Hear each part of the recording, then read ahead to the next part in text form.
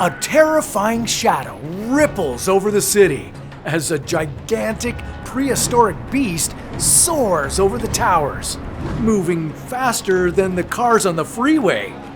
Hunting. And it's not alone. It hunts in a pack. This was and is Quetzalcoatlus, because today we're bringing this horrifying creature back from extinction. How exactly did Colombian drug lord Pablo Escobar get mixed up in all this? Well, hold on, we'll get to that in a minute. Now, what exactly is Quetzalcoatlus? Because I know what you're thinking. That thing looks a lot like one of your favorite dinosaurs, the pterodactyl. But Quetzalcoatlus isn't a dinosaur at all, or a pterodactyl. This enormous flying creature is what we now refer to as a pterosaur, and that means it's a reptile, a big one.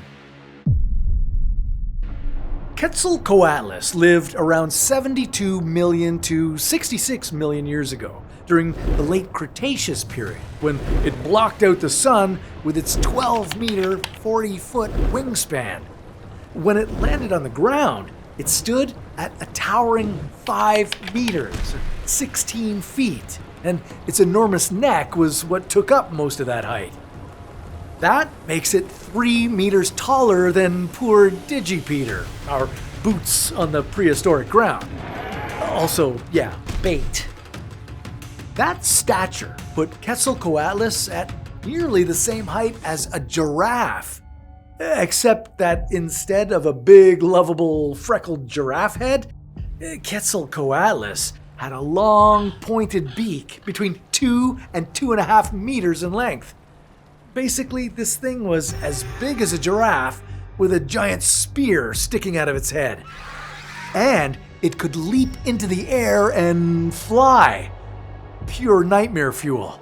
A nightmare that ruled the skies of the late Cretaceous, a warm, temperate period with shallow seas, rainforests, and hardly any snow. It was a pretty sweet time period, temperature-wise. Lots of oxygen in the atmosphere and plenty to eat. Scientists have debated Quetzalcoatlus' exact habitat and diet since it was first discovered. The working theory today is that Quetzalcoatlus was a terrestrial stalker, which means that even though it was a flying creature, it hunted on the ground or in shallow waters. Think of it like a giant blue heron or stork, but a giant stork that weighs 250 kilos and stalked around on its wings like an enormous vampire bat. Not great news for Digipeter. If it could track Digipeter down here, could it devour him? Not yet, it seems. Fortunately for us and the rest of the mammals out there, Quetzalcoatlus was the overlord of the skies in the last chapter of dinosaur and flying reptile history. Like T-Rex and Triceratops, it died out in the end Cretaceous mass extinction 66 million years ago when the asteroid known as Chicxulub struck Earth. This asteroid's impact laid waste to North and South America, incinerating forests, setting off tsunamis, blasting hundreds of billions of tons of dust and gas into the atmosphere. The far side of the planet may have escaped the worst of the inferno and shockwave, but nothing on Earth was safe from the long, dark winter that followed.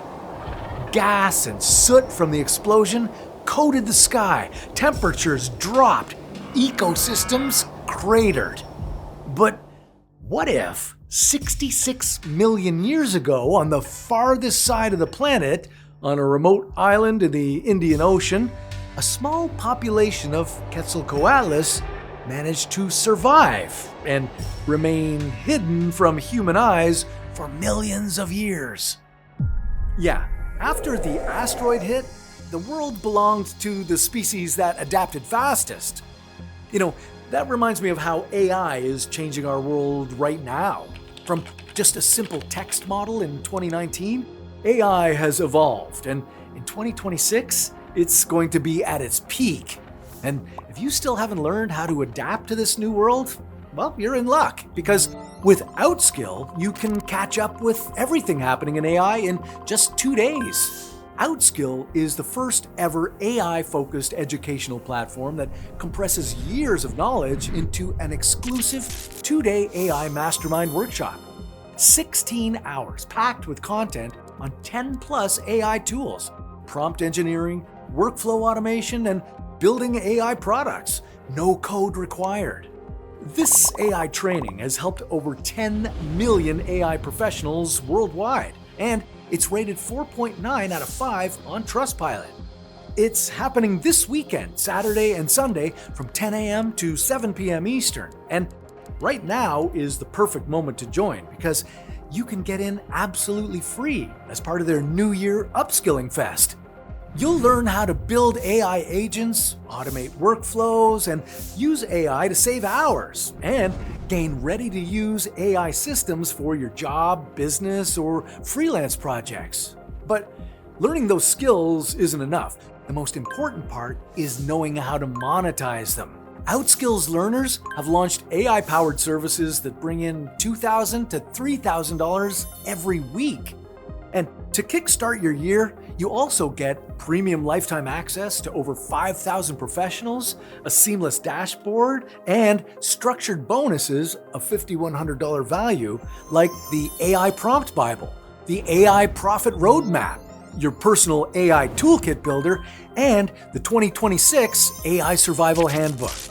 As seats are limited, so grab yours now in the link in the description. And don't forget to join the WhatsApp community to stay updated before the big blast.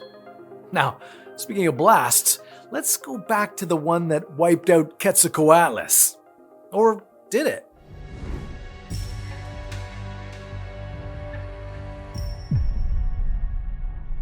Look, we know that huge apex predators are the first to go when the food chain collapses, but what if there were a few hardy, clever Quetzalcoatlus in the right spot at the wrong time?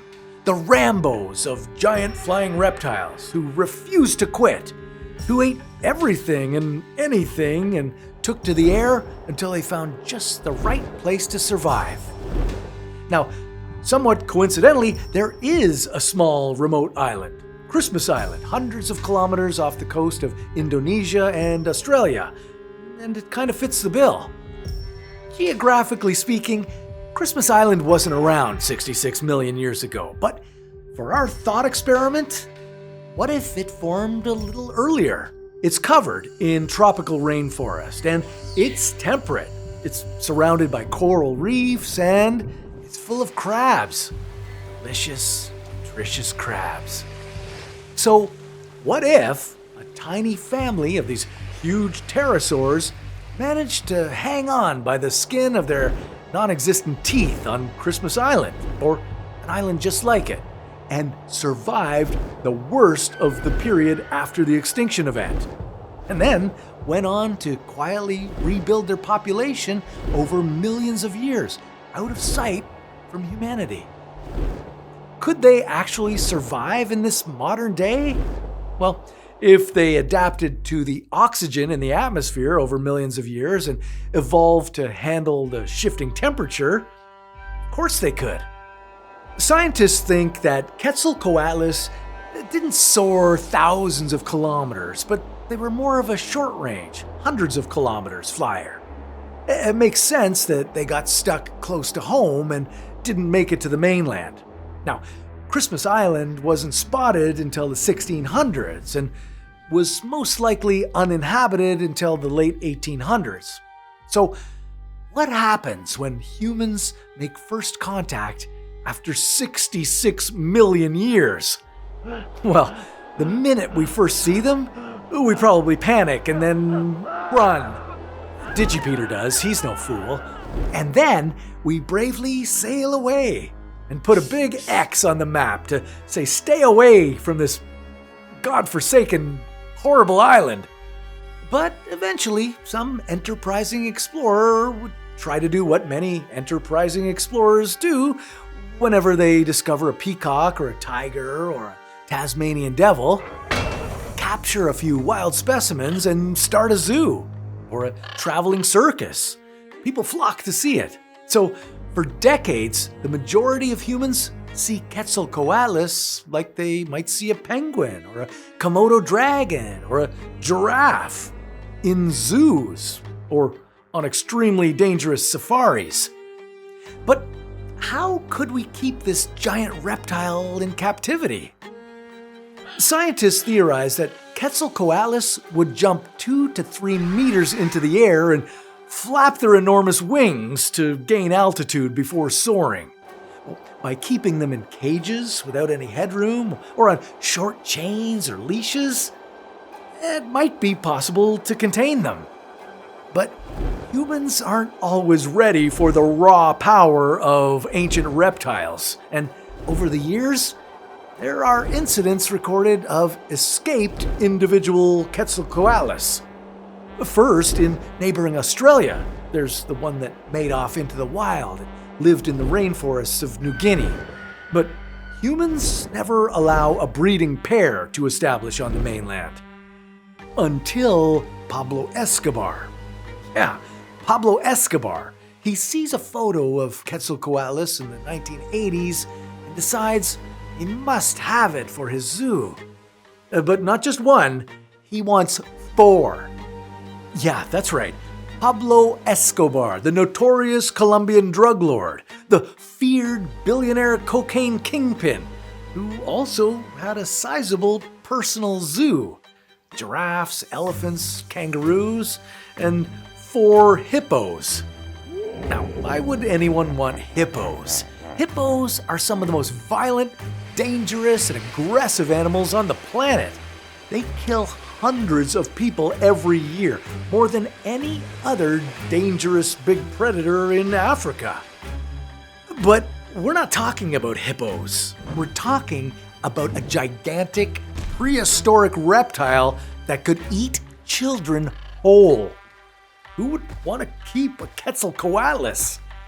Well, someone who already kept big, dangerous animals like hippos in their own personal zoo, and had their own personal dinosaur theme park, namely Pablo Escobar. And he wanted 4 of them, just like the hippos. And because he was one of the most powerful, dangerous men on the planet, he got 4 Quetzalcoatlus. Now, in real life, when Colombian paramilitary forces stormed Escobar's compound in the early 90s, and he wound up dead, his hippos escaped into the wilds of Colombia and established a breeding population. Today, there are hundreds of hippos causing havoc in Colombian rivers. It sounds absolutely crazy, but it's true. They're a complete menace. Now, at the same time, what if his 4 Quetzalcoatlus also escaped into the nearby Colombian rainforest, into the Amazon, and started breeding?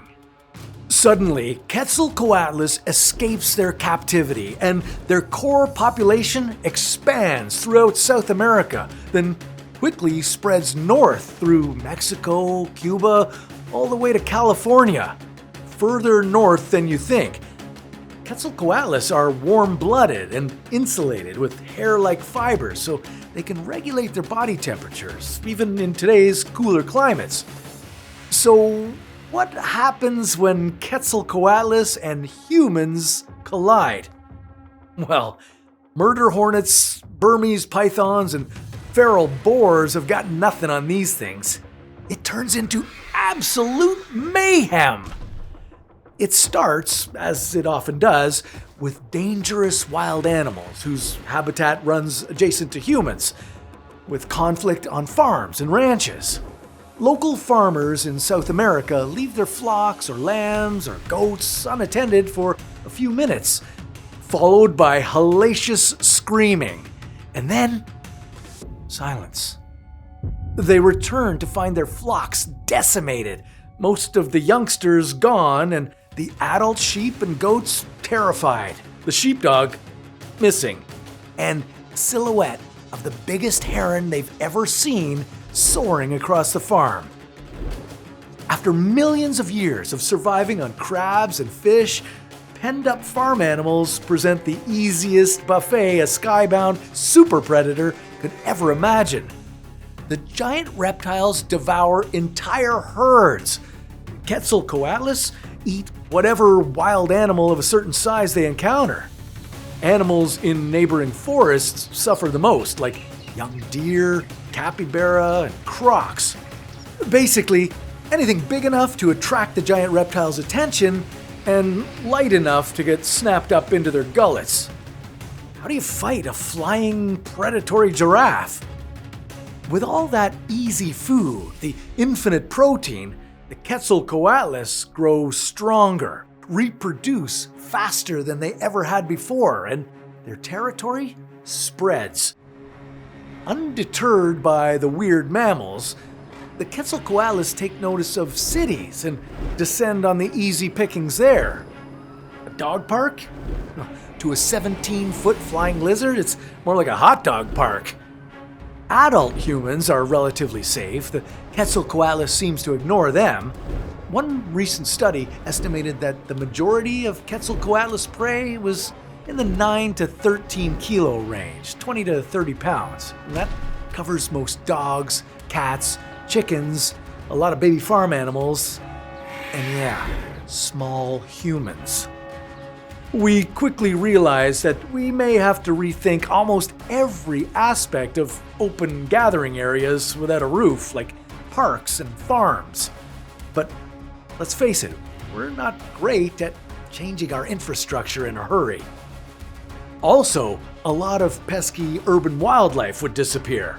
Raccoons, stray cats or dogs, or iguanas or rats. Yum. And in their place, there's a mess. If you've ever been, how do I put this delicately, defecated on by a pigeon, you know it'll ruin your day. Wait till Quetzalcoatlus drops a load while flying overhead. And while you might think, hey, we can just drive them off, why would these creatures back down from anything that's not a Tyrannosaurus Rex? They're total apex predators with nothing to fear from any animal on Earth, except maybe a land tank like an elephant.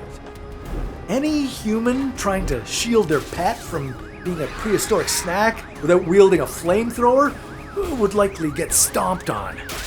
And that's where the tide turns. One day, Quetzalcoatlus goes too far. At some point, Quetzalcoatlus made the unwitting mistake of eating an entire classroom of kindergartners, or troop of Girl Guides. And humans go mama bear. We reach for an automatic assault rifle or automatic helicopters, and we go hunting. Now, while there are calls to domesticate Quetzalcoatlus, it's impossible. They're too big and dangerous. And there are calls to ethically sterilize the flocks of Quetzalcoatlus, in much the same way that the Colombian government is attempting to sterilize those wild hippos. But it's complicated. Quetzalcoatlus has threatened human children. So, humans decide to protect their own, to show the apex predator of the Cretaceous period that this is a new era, and there's a new apex predator in town. Homo freaking sapiens! And then the widespread culls begin. Humans and Quetzalcoatlus engage in full-on interspecies warfare, and it is madness. But the end result? Humans band together for the first time in history to drive the reptile threat from the skies, hunting them down relentlessly until every playground, farm, and school is safe. Until the giants can survive only on their own home territory of Christmas Island, hunting crabs in the Indian Ocean under close surveillance. This would leave Quetzalcoatlus exactly where they started, 66 million years ago, surviving and thriving in an odd window back to a time of the dinosaurs and giant flying reptiles.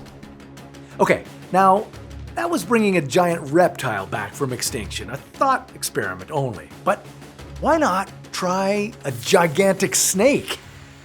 Well, That's a story for another What If.